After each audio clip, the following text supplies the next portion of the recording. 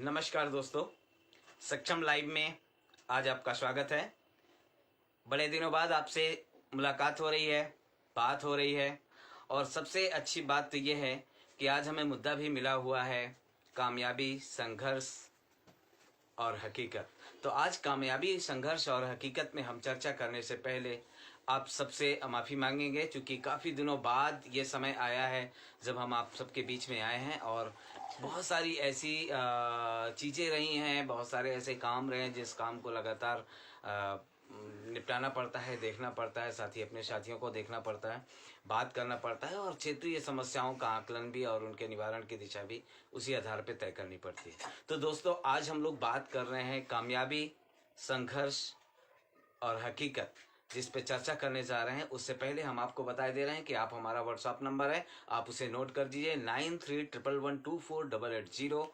ये हमारा WhatsApp number है और हमारा जो ईमेल आईडी है वो saksham.del1@gmail.com।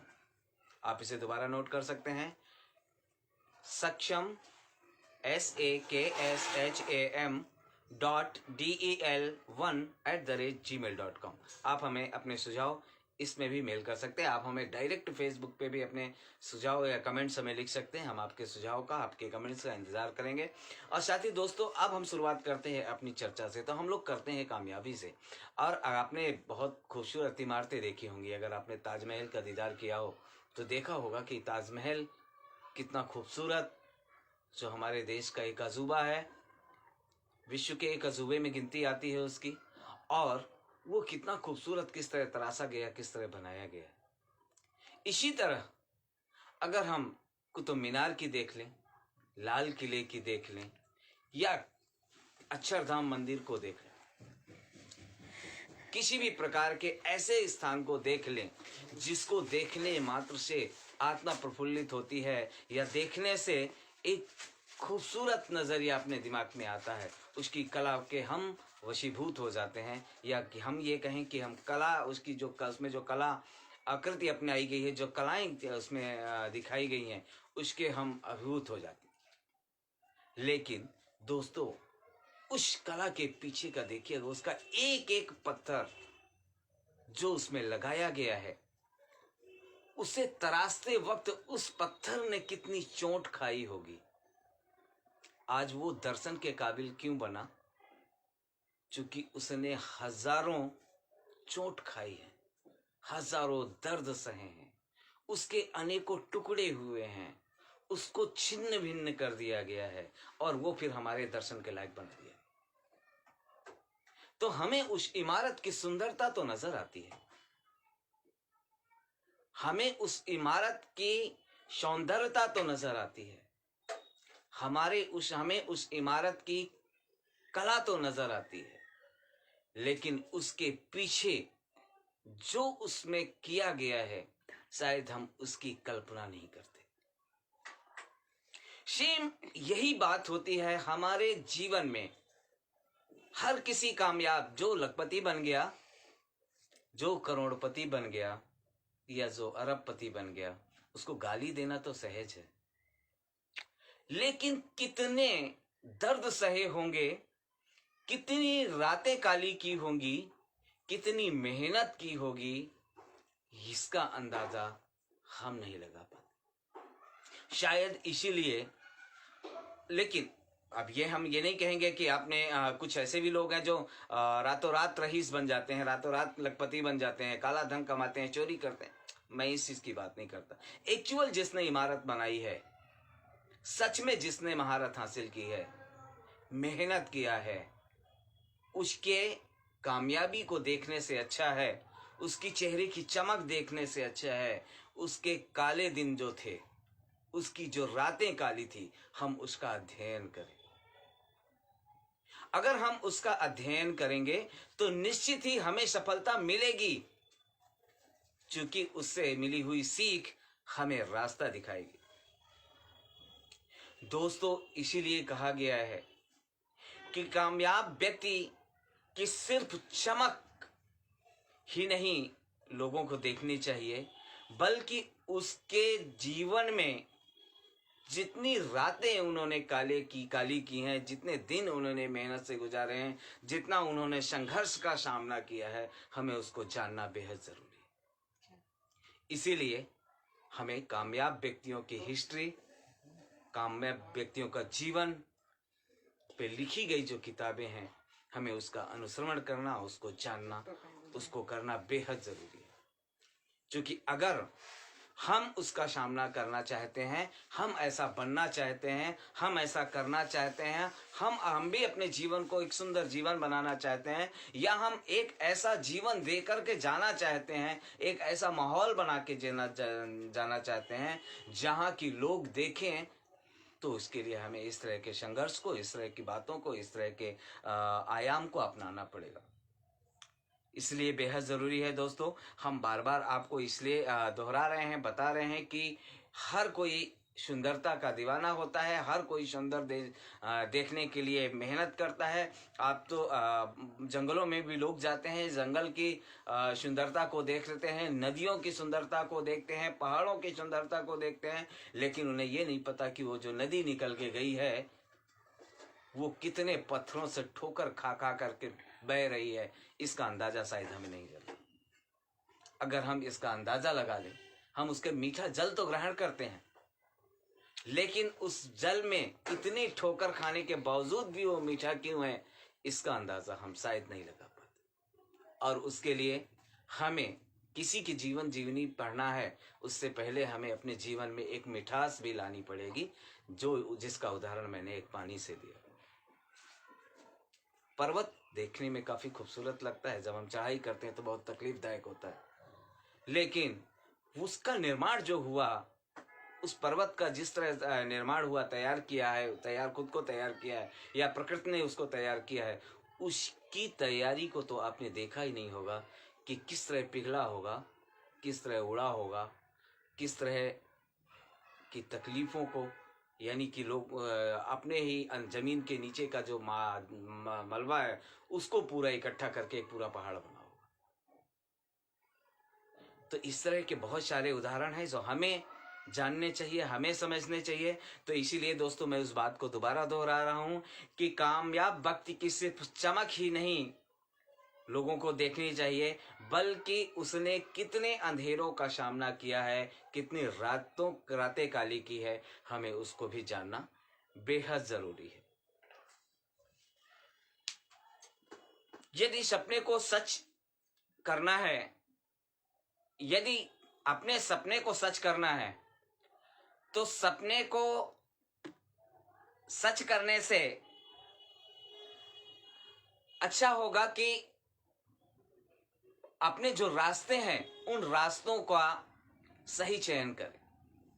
क्योंकि हमारे जो रास्ते हैं, जिन रास्तों पे हमें चलना है, वो रास्ते हमें खुद बनाने पड़ेंगे। क्योंकि रास्ते बदलना बेहद जरूरी होता है, लेकिन रास्ते बदलने से इतना ये नहीं कि हम अपना ध्येय बदल दें। किसी भी सफलता के लिए हमें अपने रास्ते को बदलने में कोई परहेज नहीं करना चाहिए, किसी प्रकार का डर नहीं होना चाहिए, क्योंकि जब तक हम रास्ते नहीं बदलेंगे तब तक शायद हम सफलता भी हमें ना मिल पाए। तो सब सपने सच करना है तो रास्ते बदलने का सिद्धांत हमें ध्यान पे रखना चाहिए, लेकिन अपने सिद्धांतों को नहीं बदलना चाहिए। यदि हम सिद्धांत बदल दिए तो शायद हम फिर सपने भी साकार नहीं कर पाए। इसलिए हमें अपने सपनों को साकार करने के लिए रास्ते बदलना हमारे लिए जरूरी होता, क्योंकि हमें अच्छा कामयाब व्यक्ति बनना है। अब जरूरी नहीं है कि हम एक छोटी सी दुकान खोल के ही उसमें ही बैठे रहें और कह दें हम कामयाब बन जाएंगे। हो सकता है उस दुकान पे यदि कमाई नहीं हो पा रही है, इनकम नहीं हो पा रही है, तो हम उस दुकान का प्रारूप बदल दें, करेंगे वही। तो इसलिए हमें अपने सिद्धांत को नहीं बदलना है, अपनी मेहनत को कम नहीं करना है, हमें मंजिल पाने के लिए अपने रास्ते को भी बदलना हमारे लिए बेहद जरूरी है। अक्सर देखा होगा दोस्तों, और ये देखने की चीजें हैं, और हमारे लिए एक बहुत बड़ी सीख हमारे पेड़ देते हैं। और पेड़ सबसे बड़ी सीख क्या देते हैं? आपने देखा होगा कि पेड़ हमेशा हर वर्ष अपनी पत्तियां बदलते हैं, जड़ें नहीं। और पत्तियां बदलने से एक सीधा संदेश देते हैं कि हम अपने सिद्धांत नहीं बदलेंगे। बदलेंगे क्या? हम अपनी पुरानी जो रीति रिवाजें हैं, जिसके कारण हम गंदे हो रहे हैं, हमारा समाज गंदा हो रहा है, हम बदनाम हो रहे हैं, हमारा समाज बदनाम हो रहा है, जिसके कारण हमारा पूरा परिवेश बदनाम हो रहा है, या जिसके लिए हमारा देश बदनाम हो रहा है, हम पुरानी परंपराओं को भी बदलना हमारा काम है, लेकिन अपना सिद्धांत नहीं बदलना, ये हमारे लिए बेहद जरूरी है। इसीलिए हमारे महापुरुष लिख के गए हैं और इससे इसका आकलन करके गए हैं और इसको समझ के गए हैं कि हम पेड़ हमेशा पत्तियां बदलता है, हर वर्ष नई पत्ती लेके आता है, फिर कोमल पत्तियां निकलती हैं, पुरानी पत्तियां जैसे होती है वो झड़ जाती हैं, तो नई पत्तियों का जीवन उदय होता है। तो पेड़ हमेशा पत्तियां बदलता है, जड़ें कभी नहीं बदलता, क्योंकि उसे पता है यदि मैं जड़ें बदल दूंगा तो मेरा अस्तित्व ही खत्म हो जाएगा। इसलिए दोस्तों, हमें अपनी जड़ों को कभी नहीं बदलना चाहिए। एक अंतिम बात, हमें संवाद करने से कभी नहीं घबराना चाहिए। अक्सर संवाद करने से, संवाद स्थापित करने से गलत फहमियां दूर हो जाती हैं, विचार नहीं बदलते। बेहद जरूरी है कि हम संवाद स्थापित करें, इससे हमारी गलतफहमियां दूर हो जाएंगी। हम आगे बढ़ने का एक नया रास्ता संवाद ही दिखाता है, क्योंकि संवाद से समाधान का रास्ता तय होता है। तो दोस्तों, इसी तरह हमारा जो जीवन है, जब हम बात करते हैं कामयाबी, संघर्ष और हकीकत की, तो पूरी जिंदगी की हकीकत यही है। मैं दोबारा अपनी चीज़ों को दोहराना चाहता हूँ और आपको बताना ये चाह रहा हूँ कि हमें कामयाबी के पीछे, किसी भी कामयाब व्यक्ति के पीछे, हमें उसकी कामयाबी पे कम बल्कि उसकी कामयाबी के लिए की गई मेहनत पे हमें सबसे ज़्यादा ध्यान देना होगा, सबसे ज़्यादा अपनी निगाह रखनी होगी, सबसे ज़्यादा अपनी समझ विकसित करनी होगी, तभी हम लोग कामयाब हो पाएंगे। साथ ही दोस्तों, इसी तरह हमें सपने अपने नहीं बदलना है, सपने वही सोच के रखना है, सपने सजो के रखना है, और सपने साकार करने के लिए हमें रास्ते चेंज कर सकते हैं, लेकिन सिद्धांत नहीं चेंज करना है। एक उदाहरण, जिस तरह पेड़ प्रतिवर्ष अपनी पत्तियां बदलता है, अपनी जड़ें नहीं बदलता, उसी तरह हमें अपने प्रतिवर्ष जब भी हमारा नया साल आता है, उस साल के अंतिम दिन हम बैठ करके बात कर सकते हैं, अपने जीवन का एक साल का अनुसरण कर सकते हैं और देखेंगे कि एक साल में हमारी कौन सी ऐसी बुराइयां थी जिसके कारण मेरे में थोड़ा सा कमी आई है, हम उसको दूर करें और आने वाले समय के लिए हमें कौन सी नई चीज़ें अपने जीवन में जोड़ना है, ताकि हमारा व्यक्तित्व में निखार आए, हमें कामयाबी के एक नया रास्ता हमें समझ में आए। दोस्तों, सक्षम एक स्वयंसेवी संस्था है। सक्षम इस तरह के सभी जो विचार हैं जो आपके बीच में रखता रहता है। हमारे बहुत सारे साथी हैं जो लगातार इस तरह के काम के लिए प्रतिदिन अपनी तैयारी के साथ में रहते हैं। बहुत सारे दर्शक हैं जो हमें लिखते रहते हैं। आपसे भी अनुरोध है कि यदि आप हमारी आवाज़ सुन रहे हैं तो आप ज़रूर हमें लिखें। आप इससे कुछ सीख रहे हैं तो उसका अनुभव भी हमें दें, और साथ ही सक्षम इस तरह के काम को और बेहतर ढंग से इसको चालू करे। इसके लिए किए जा रहे प्रयासों के आप सार्थक सारथी बने, आप सहयोगी बने। आप इस तरह हमें किस आधार पे हमें सहयोग कर सकते हैं, आप हमें लिख सकते हैं। हमारी email ID है saksham.del1@gmail.com। हम दोबारा बताना चाहेंगे, saksham.del1@gmail.com। आप इसमें हमें मेल कर सकते हैं। दोस्तों, आप हमारा जो व्हाट्सएप नंबर है आप हमें इसमें लिख सकते हैं, आप हमें फ़ोन भी कर सकते हैं। उसके लिए आप नोट करें 9311124880। दोस्तों, यदि आप सक्षम के काम के बारे में कुछ जानना चाहते हैं, समझना चाहते हैं, तो हमारी वेबसाइट है www.sakchamsociety.org। आप इसमें आप सक्षम के बारे में जानना चाहते हैं, जानें। सहयोग के लिए आप अपना हाथ बढ़ाना चाहते हैं, सहयोग के लिए अपना हाथ बढ़ाएं, और हम उम्मीद करते हैं कि आप इसी तरह हमारे कार्यक्रम से जुड़े रहेंगे। एक बेहद ज़रूरी सूचना ये है कि हम आपको एक जानकारी देना चाहते हैं कि कल से हमारे कार्यक्रम का समय चेंज हो रहा है। हम प्रतिदिन 7 बजे शाम से कार्यक्रम शुरुआत करते थे, लेकिन अनेकों प्रकार के सुझाव आने के बाद, आप लोगों के कमेंट्स आने के बाद, आप लोगों के दी गई राय के अनुसार में हमने अपना समय चेंज किया है और वो समय प्रतिदिन, कल से प्रतिदिन शाम 6 बजे कार्यक्रम की शुरुआत होगी। और अब छोटे छोटे कार्यक्रमों को, छोटे छोटे वीडियोस, पहले 1-1 घंटे के कार्यक्रम होते थे, धीरे धीरे हमने आधे घंटे में किए, अब 15-20 मिनट का कार्यक्रम हो रहा है। अब हम कोशिश करेंगे कि 10-10, 15-15 मिनट के 2-2, 3-3 एपिसोड डेली स्टार्ट किए जा सकें और उसकी हमारी तैयारी है। आगे हम जैसे आपके सुझाव मिलेंगे, जैसे आपके संदेश मिलेंगे, हम उस आधार पे अगली अपनी तैयारी करेंगे। तो ठीक है दोस्तों, कल शाम 6 बजे आपसे अपनी टीम के साथ में दोबारा मिलते हैं। जब तक के लिए धन्यवाद।